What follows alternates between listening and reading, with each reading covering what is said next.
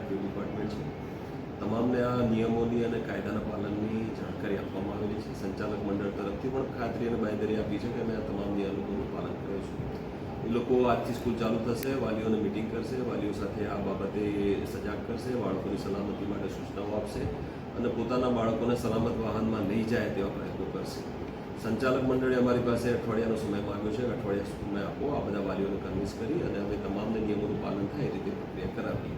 આજથી સ્કૂલો ચાલુ થઈ છે અને સંચાલક મંડળના વિનંતીના પગલે અમે 18 તારીખથી આ ચેકિંગ, સરપ્રાઇઝ ચેકિંગ શરૂ કરવાના છે. જો કોઈ નિયમોનો ભંગ કરતો જણાશે તો 100%ની ખાતરી છે કે નિયમ અનુસાર કાર્યવાહી થશે અને ડિટેલ્સ પૂરી કાર્યવાહી થશે. સાહેબ, યલો નંબરની નંબર પ્લેટ ફરજિયાત હોય છે, વ્હાઇટ નંબરની નંબર પ્લેટ લગાવે શું કાર્યવાહી?